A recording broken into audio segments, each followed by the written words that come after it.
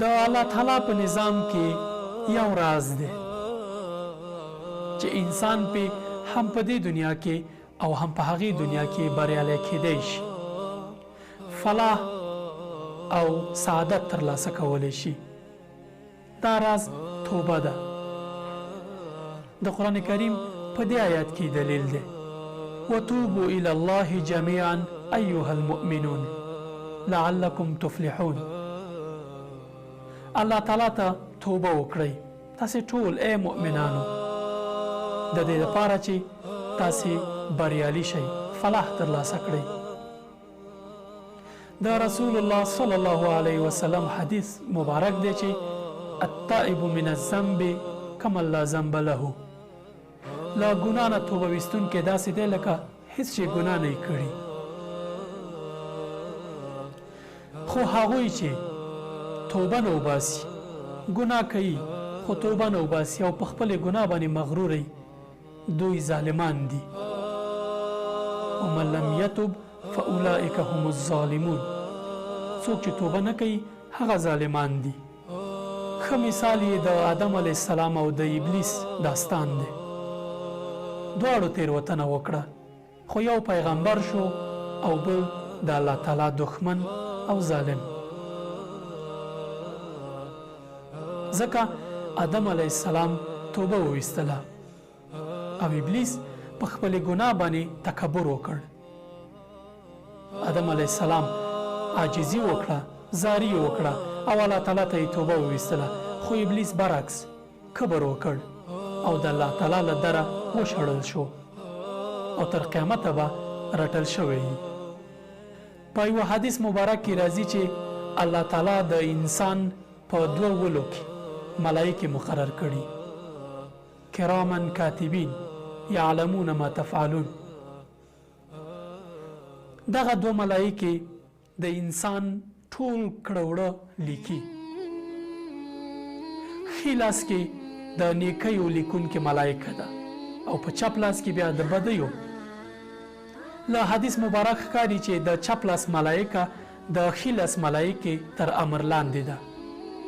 کله چې یو انسان ګناه کوي، د چپ لاس ملایکه اجازه غواړي چې آیا زه یې ولیکم؟ د ښي لاس ملایکه ورته وایي چې نه، مهلت ورکړه، توبه به وباسي. خو کله چې دغه انسان توبه ونه باسي، مازدیګر راشي، ماښام را نږدې شي، ملایکه پوښتنه کوي چې آیا اوس یې ولیکم؟ ورته ویل کېږي چې نه، صبر وکړه، کیدای شي توبه وباسي. خو دغه انسان شپه راشي او دی ویده شي، نو بالاخره د چپ لاس ملایکه له ښي لاس نه پوښتنه کوي چې دغه ګناه یې ولیکم؟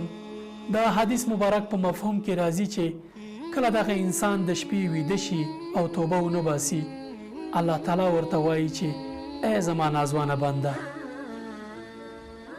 ګناه دې وکړه، ویده شه او حداقل بخښنه دې ونه غوښته.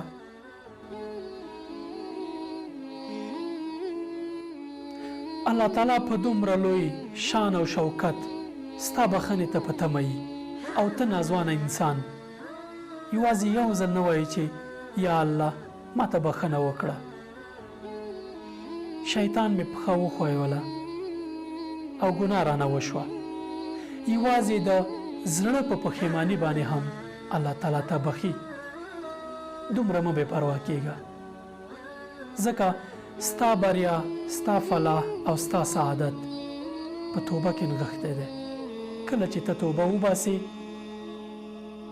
د الله تعالی یو نیک بنده بشي، سعادت به ترلاسه کړي، په دې دنیا او په هغې دنیا کې به بریالی شي. خو که ظلم کوي، توبه نه وباسي او تکبر هم کوي او په خپلې ګناه باندې پښیمانه هم نه یي، نو بیا فکر وکړه چې د شیطان په ډله کې یي. خو هغو کسانو ته رسول الله صلی الله علیه وسلم جدي خبرداری ورکړی دی چې د دې حدیث مصداق دی. رسول الله صلی الله علیه وسلم وایي زما د امت هر غړي ته بخښنه کیږي، خو مجاهرونو ته بخښنه نه کیږي. اصحابو پوښتنه وکړه چې یا رسول الله دغه مجاهرین څوک دي؟ رسول الله صلی الله علیه وسلم وفرمایل هغه کسان چې ګناه کوي او راځي بیا په خپل ګناه باندې ویاړي او خلکو ته کیسه کوي چې ما خو داسې ګناه وکړه. چې ګناه کوئ پټه یې ساتئ. یوازې به ستاسې او د الله تعالی ترمنځ خبره وي. خلکو ته پرې ځان ښودنه مه کوئ. السلام علیکم ورحمة الله وبرکاته.